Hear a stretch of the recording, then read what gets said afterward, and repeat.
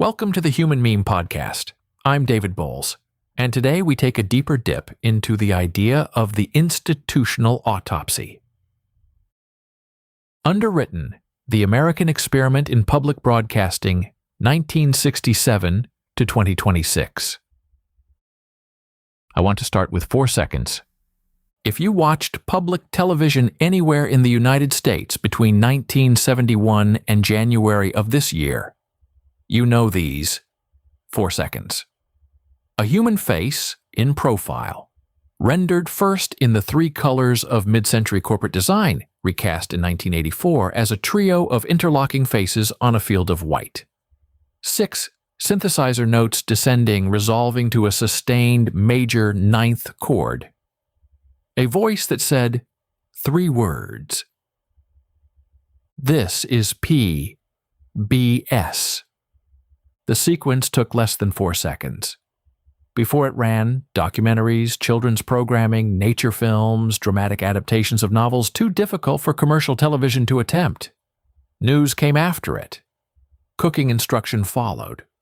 Home improvement demonstration, classical music, weather announcements on rural affiliates, local public affairs segments, national programming from Omaha and Boise and Portland, and Lincoln, Nebraska, all carrying the same 4-second preamble. On January 30th, 2026, the Corporation for Public Broadcasting filed its Articles of Dissolution with the District of Columbia. 58 years of federated American public broadcasting ended that day. No more appropriation, no more CPB distribution. The 4 seconds will continue to play on archive restorations for some period, but the federation that produced them is now legally gone. This book is what happened between those 2 dates.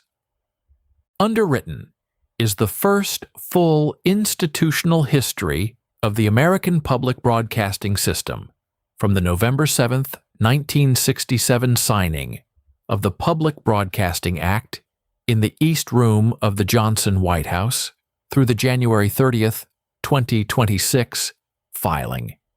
It is the 3rd volume in a sequence I call the Institutional Autopsy.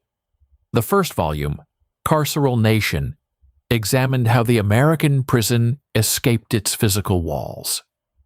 The second, The Claimed Body, examined how American institutions divided the human organism among themselves. This 3rd volume does the same forensic work for the federated broadcasting system, with the same method, the same register, and the same question. How did this structure come to exist? How did it operate across time? And how did it end? The word federated matters.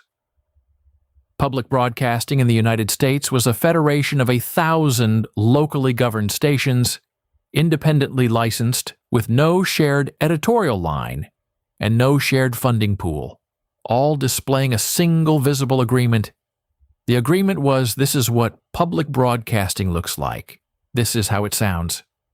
Federal distribution, local origination, national sharing. The design was deliberate, and the design is what we have now lost. Let me give you one concrete example of what that lost design produced. In 1976, a small state broadcasting network in Lincoln, Nebraska, produced a poetry anthology series called Anyone for Tennyson, directed by Marshall Jameson. The series ran nationally on PBS, funded locally, produced in Lincoln. That single fact demonstrated what federated public broadcasting could do that no other television system in American history has done.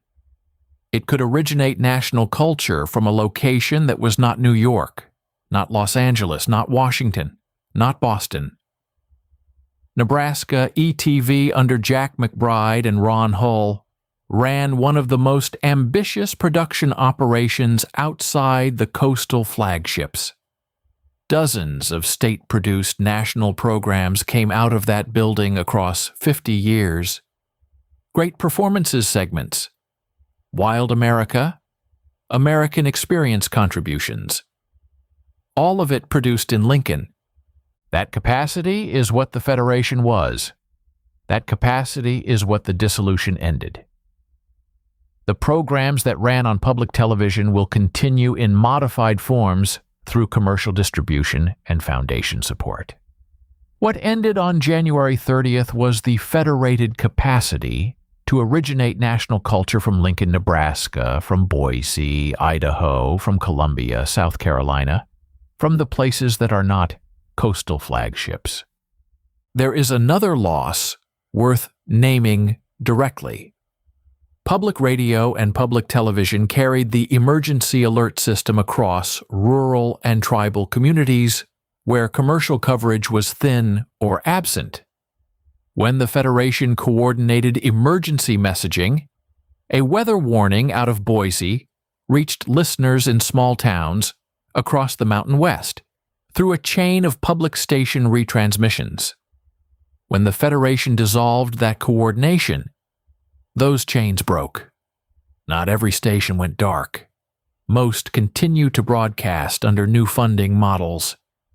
But the coordinated federal, state, local mesh that pushed a tornado warning or a wildfire evacuation notice across a rural county in under 2 minutes no longer exists in the same architecture. That is one of the specific human costs this book documents. An argument in the book cuts across 58 years. Public broadcasting in America was killed by a specific political coalition, not by market failure or cultural drift or declining audiences. The Federation's audience remained substantial through its final year. Its end came from a specific vote on a specific rescissions bill in a specific appropriation cycle. The book documents that vote. It names the senators who cast it, the congressional actors who drove it, and the long history of 5 earlier political campaigns against the Federation that tested its structure before the 6th ended it.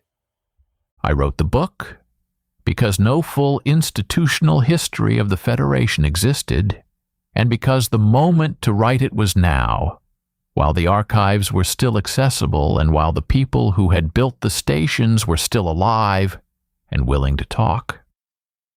I drew on CPB records, FCC filings, station histories, oral histories recorded through the National Public Broadcasting Archives at the University of Maryland, and the testimony of working producers and directors who knew the Federation from the inside.